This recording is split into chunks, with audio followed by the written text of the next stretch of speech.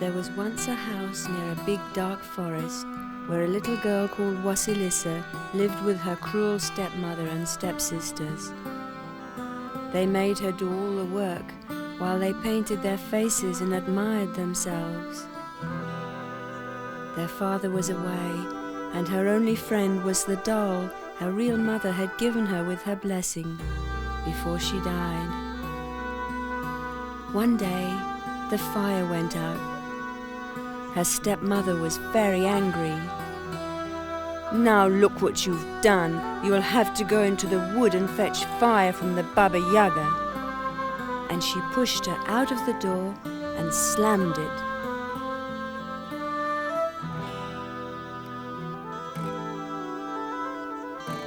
Wassilissa walked for hours through the black wood, and just as Venus touched the horizon, she came to a path.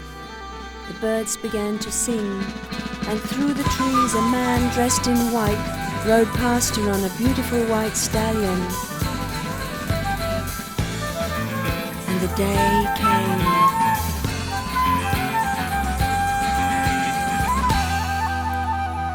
Then the path became a wide track. She heard the sound of hooves again, and through a cloud of dust appeared a chariot drawn by winged horses. As it flew past, she saw in it a man dressed in gold, who looked straight ahead and would not see her. The sun rose.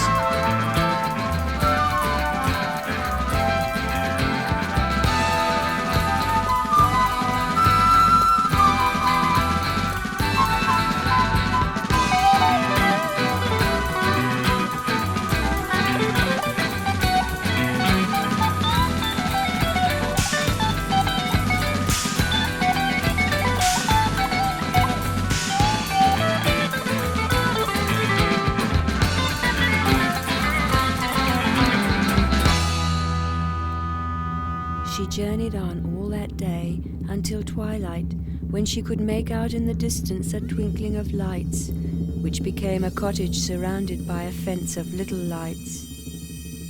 As she got closer, she saw that each fence post was a bone, topped by a grinning skull, whose eyes glowed like dark coals.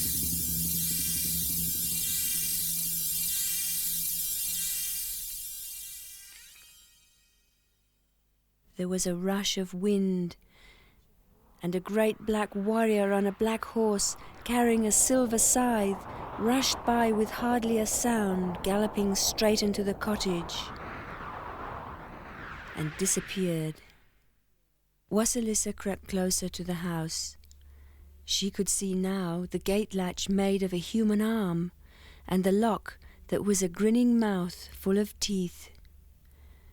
She was just about to run away when she heard another sound. And round the corner slithered a mortar, steered by a woman with 6 arms. She was brushing away her tracks at the same time with a broom made of cats.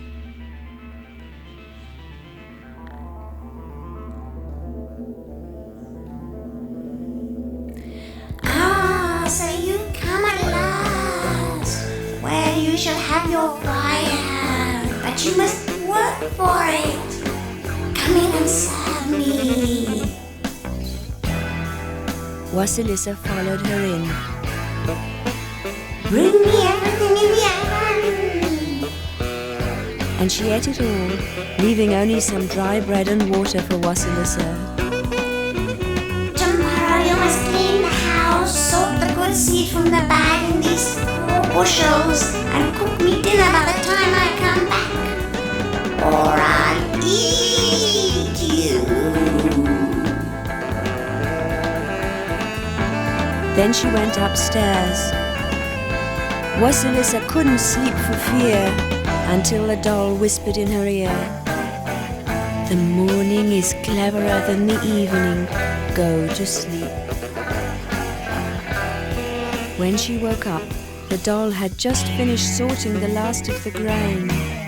So Wassilissa hurriedly cooked dinner and had just finished when the Baba Yaga returned. She was so angry when she found the house spotless, the corn sorted, and the dinner on the table. But she said nothing, just clapped her hands, and 3 pairs of bodiless hands appeared, took the good seed and started grinding it into flour. Wassilissa couldn't look away. What are you staring at? Why don't you say something? Who were those riders I passed in the forest?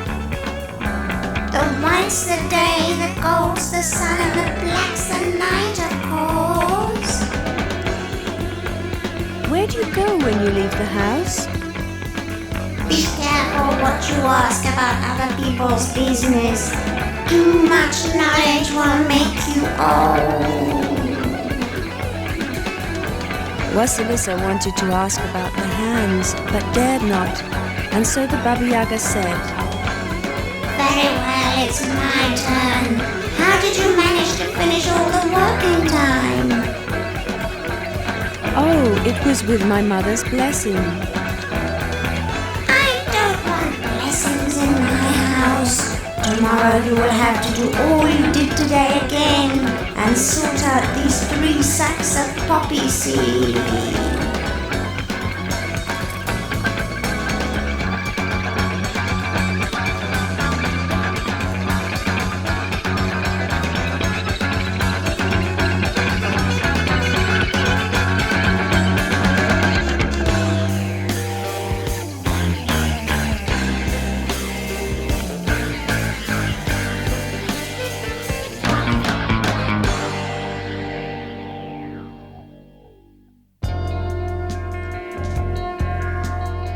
Next day, as the doll was finishing the work, Wassilissa was seized by a terrible curiosity to explore.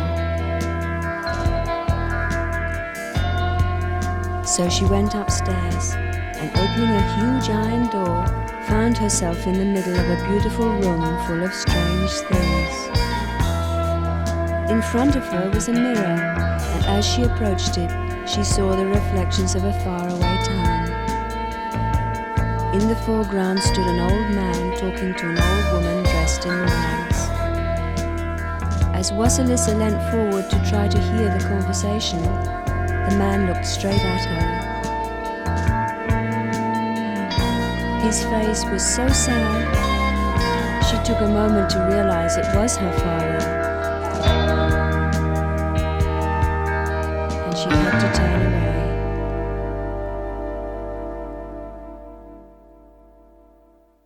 Then she noticed an enormous copper-bound book on a table. She tried to open it, but it was locked. Beside it was a little golden key. It was very heavy, but with a great effort she managed to unlock the book and had to clasp her ears.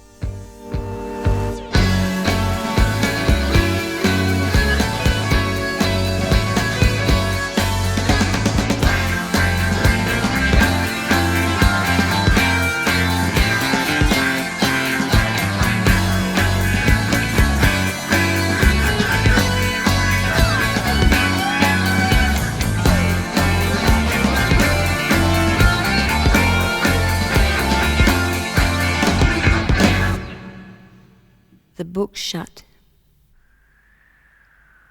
She backed away, only to bump into a pedestal on which was fixed a beautiful crystal.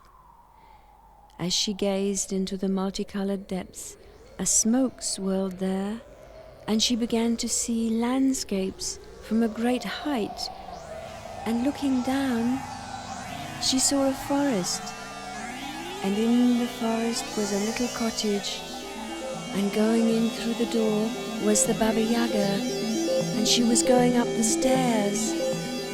And then she was opening the large iron door. So this is your mother's blessing!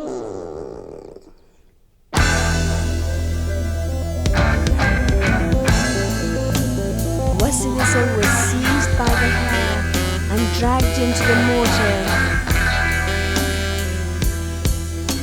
Now you will see what you should not want to know. slithered off through the forest. Soon they came to a large building which had strange smokes coming from it. Near a gaping mouth stood several large creatures. Some had animal heads on their bodies, others had too many legs or arms. They were grabbing bundles of people and throwing them into the mouth, which chewed them into small pieces.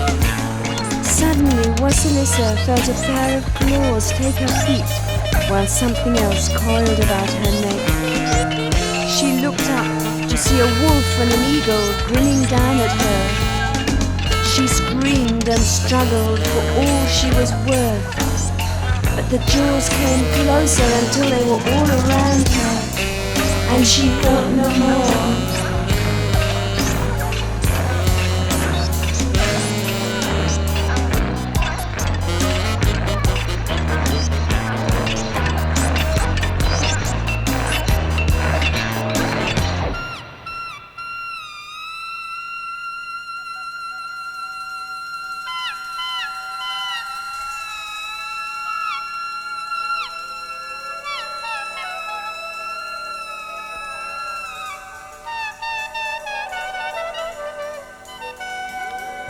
The next thing she knew, she was flying high over a beautiful country.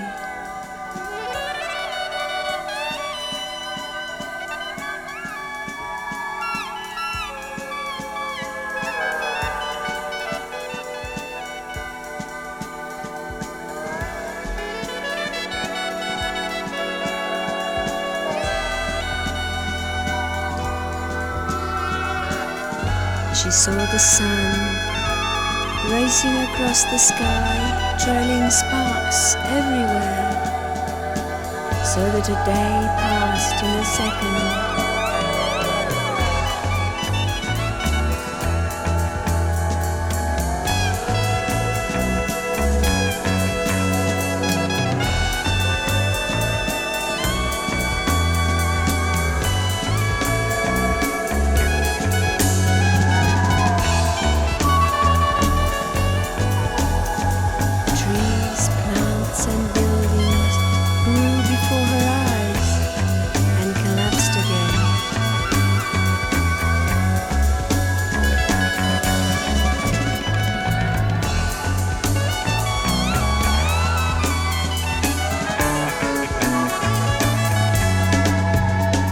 Wassilissa just wanted to hover there,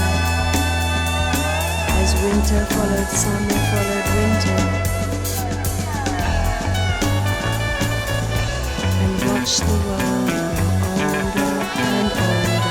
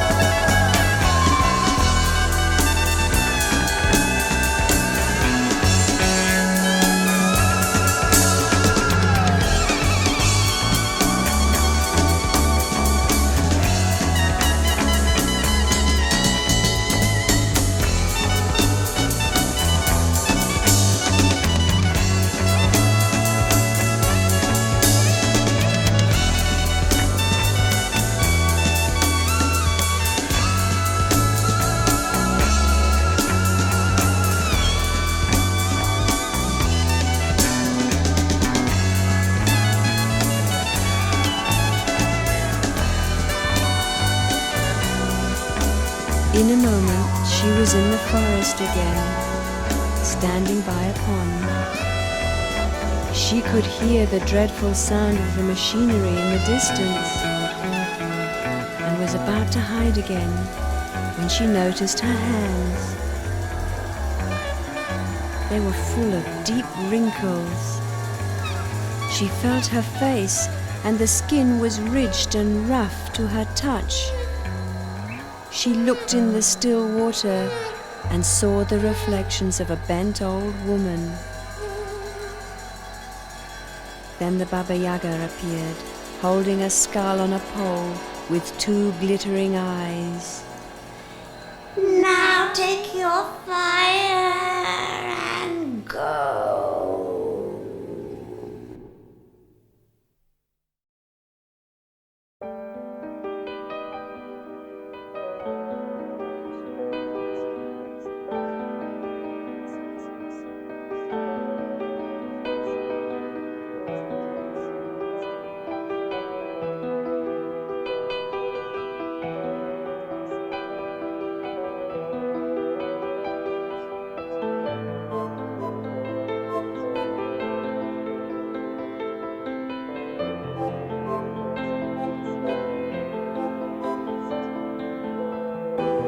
When she came to her stepmother's house, Wassilissa was surprised at the kind welcome she received, because they did not see many strangers.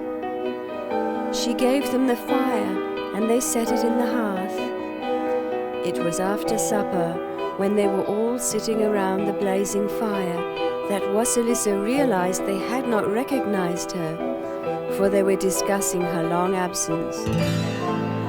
Maybe she met the Baba Yaga after all, and was turned into a stone. Well, good riddance to her is what I say. But who will do the housework now she is gone? Maybe my husband will return soon, said the stepmother, and they all laughed. They were staring into the fire meanwhile, and every lie they told caused a flame to leap out at them. Soon their heads were surrounded by a cloud of little dancing flames, so they looked like demons. Then came a knock on the door. They opened it to see their father standing there, tired and dusty from his long journey. He seemed not to see the flames, but straightway fell to asking about Wassilissa. For night after night I've been having the most terrible dreams. I became so fearful for my sweet daughter's life, I have had to return, but I see she is not here. We sent her to fetch fire from a friend in the wood, but she has not returned yet. Then Wassilissa said, As I journeyed through the wood, I passed a pretty girl on the track to the Baba Yaga's house. Maybe I may guide you there to rescue her. Let us start at dawn, said her father. And so they did.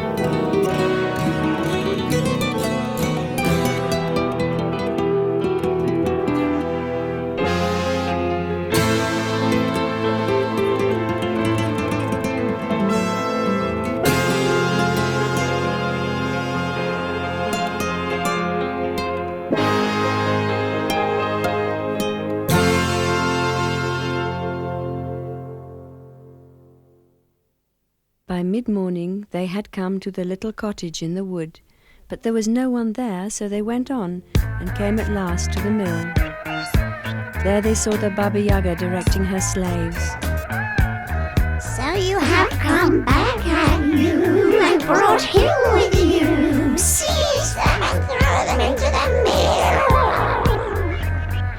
They were quickly surrounded by the horrible slimy forms, and many hands gripped their arms and legs and dragged them down to the giant grinning mouths. But it was slowing down, and gradually it stopped.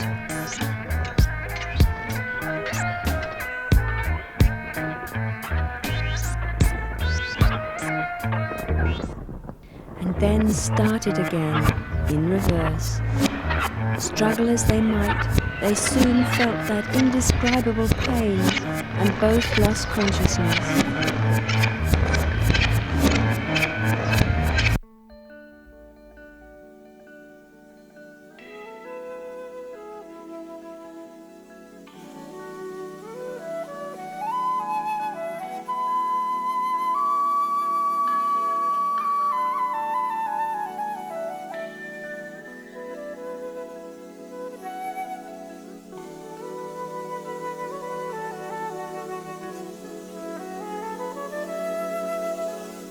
this time, it seemed to Wassilissa that a stream was flowing up her back and into her head. It became stronger and stronger, becoming a river which swept all her experiences away into the ocean of oceans. Her hands and face felt young again, and beside her stood her father, wiser than ever before. The Baba Yaga appeared in the form of a goddess, beautiful and terrible. Her skin was smooth and black, and seemed to glow from within with a fire. In one of her hands she held a mirror, and in it they could see an image of their faraway home. There was no sign of the stepsisters and stepmother, but the skull was still burning, and where the women usually sat, there were some small piles of ashes. As she looked at them, the Baba Yaga said, "Those who hate will be consumed by fire. To those who love, life is given again and again and again."